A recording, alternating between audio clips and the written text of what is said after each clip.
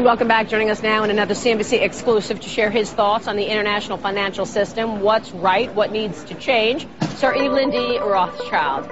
Evelyn, nice to have you on the program. Thanks so much for joining us. Well, thank you for having me. You know, I read your op-ed and I thought it was so apropos in this period, and you went through all of the people who are to blame for what has gone on, and this is a broad group. Can you take us through your observations, given the fact that we've seen this global situation? Of course, Gordon Brown in Britain was very quick to take a stand and try and offer solutions. Well, I think hindsight, as some people say, is an exact science. I don't believe that there's time talking to you to go through the past. I think what I'm interested in how we deal with the present and go for the future. And I think that, if I may say so, I think the Group of 20 meeting was very important, because it brought out the realization that we're all in this together. And I think Gordon Brown did a remarkable job in pointing out that you have to have action, and the action needed to be taken very quickly. But, you know, politicians will debate, and they will debate, but I think that we have some very important principles if capitalism is going to continue for the benefit of all. A lot of people are worried that, in fact, capitalism right now is being threatened. You've got the government in the United States owning 80% of AIG, owning Freddie and Fannie, in nationalizing those companies, and, of course, investing, taking stakes in the major banks. Is this something that you're concerned with? Well, I think that you had to face up to the fact that you couldn't let these people collapse, and you've now got to realize that you've got to get the better system going.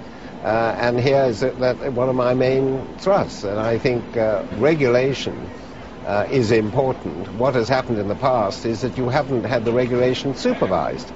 You know, it's very easy to have regulation, but you've got to have the supervisors. Two things. One, they have to know what they're supervising and understand what they're supervising, and they have to have the chance to have action when they decide that so-and-so or an institution isn't behaving correctly. So in that vein, do you think then that it's a positive that they're looking for an auto czar, a car czar, to sort of police things once the autos get the money? Well, I think that's a form of supervision. And I'm amazed that in your country, or here in the great US of A, you haven't put more supervision into the institutions where you put your money.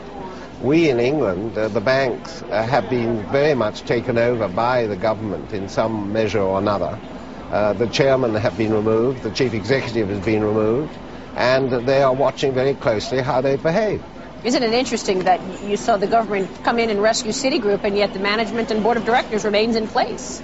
Well, maybe that's a reason for that, which I wouldn't know. But I think what is important is that we've got to go ahead for the future and for the next generation and the generation after. If capitalism is going to become a very important factor in our lives, you've got to make sure that people understand, first of all, that directors are well versed in what they are dealing with.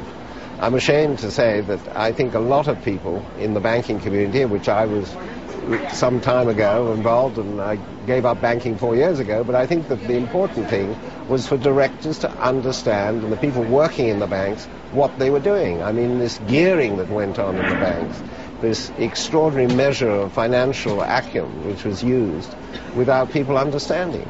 So let me ask you this, as an investor, you know, I mean, clearly your family business over the years, as you say, generation to generation to generation, has proven successful throughout all of those generations. As an investor today, faced with all of this upheaval that we're seeing globally, how are you investing? How do you see the marketplace today with the fundamentals clearly deteriorating around the world and the global markets in disarray?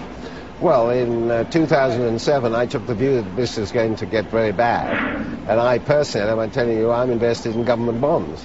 And I'm very pessimistic for the moment until we see what's going to happen next year.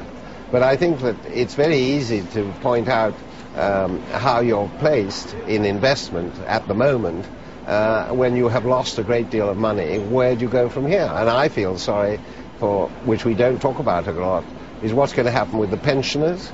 Especially in my country, they're in trouble. I believe they're in trouble here. You have a name for the pensions.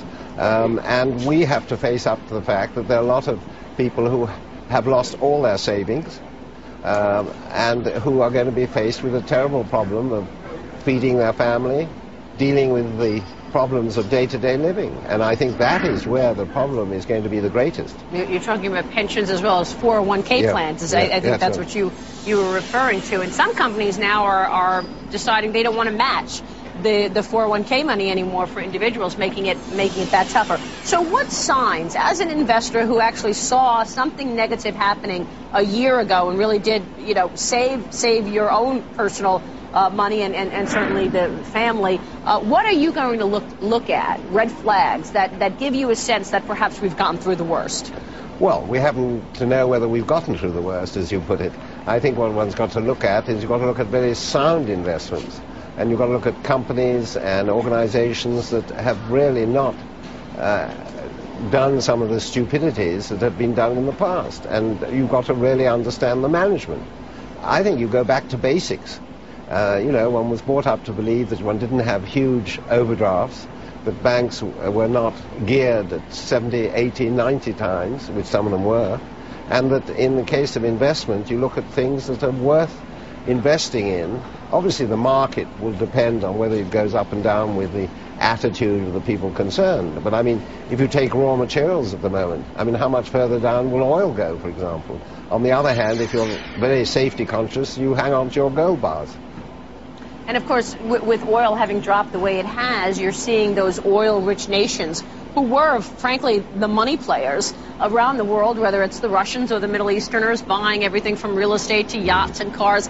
They have been quieted quite a bit. What can you tell us about the environment in the UK, the environment around the world, really? You're traveling all over the world in terms of the economic fundamentals today relative to the United States. Well, I think it's very difficult to say it around the world. I mean, each country has its own problems.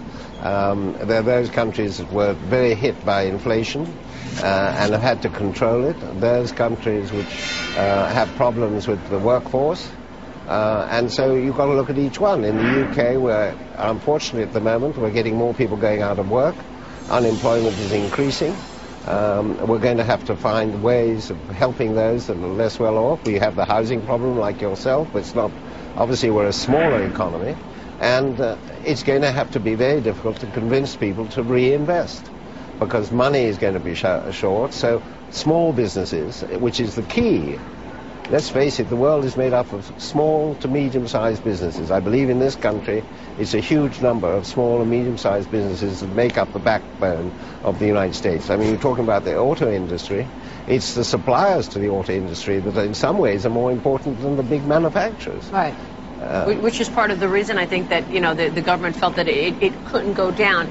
Final question here. Do you have optimism that once we get through this, that perhaps the global financial system will be stronger, given the change in focus, more regulation, as you put it, more supervision? And what about the unions? You look at throughout Europe, you've got unionization. We may see more of that in the United States. Has that hurt business or helped it?